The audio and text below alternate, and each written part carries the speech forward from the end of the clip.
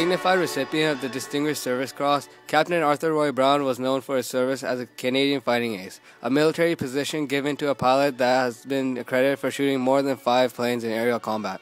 More importantly, he was accredited for shooting down the Red Baron.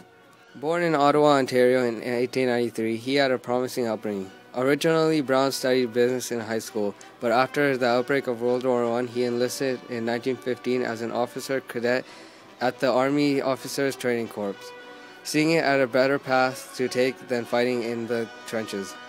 He eventually got his aviator certificate on November 13, 1915, and joined the Royal Naval Air Service in Ottawa 2 days later, and sailed towards Europe for further training within the month. Having been enticed by aerial warfare at a young age, he became more fascinated in joining the Royal Naval Air Service. So he and his friends traveled to Ohio to enroll in an expensive flight school.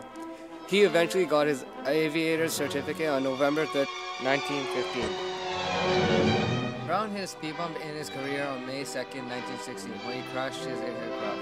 Although it seemed that he escaped unscathed, but he experienced excruciating back pain the following morning. It turned out he'd broken a vertebrae, causing him to spend 2 months in the hospital. Brown posted the No. 9 Naval Squad in March of 1917, where he was attached to the Royal Fighting Corps. However, he fell ill during the Battle of Arras and missed Bloody April. After recovering, he posted the No. 11 Naval Squad, where he managed to get his first kill on a German Flying Pup, a fighter plane.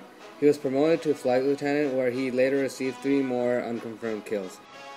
In August of 1917, the No. 11 Naval Squad disbanded, so Brown returned to the No. 9 Squad with an upgraded plane. On October 6, 1917, he received the Distinguished Service Cross for his gallant service overseas.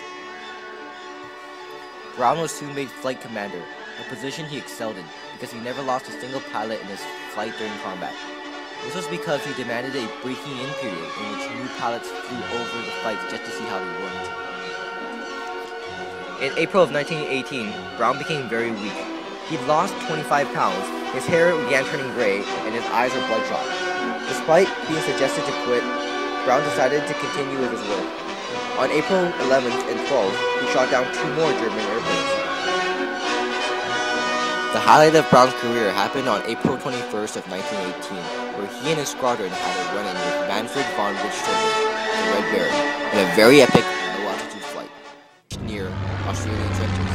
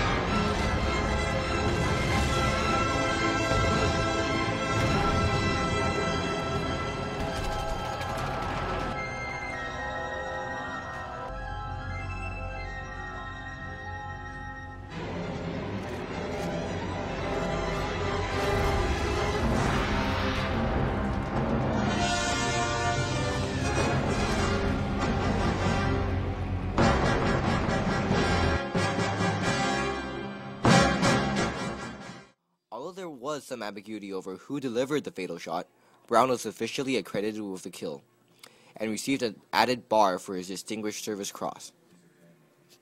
Brown displayed a very human side of him when he went to see the man he shot down, and expressed his grief when he stated, "If he had been my dearest friend, I could not have felt a greater sorrow." Following the end of the war, Brown founded a small airline and worked as an editor. When World War II broke out, Brown enlisted to fight in the newly formed Royal Canadian Air Force, but was refused.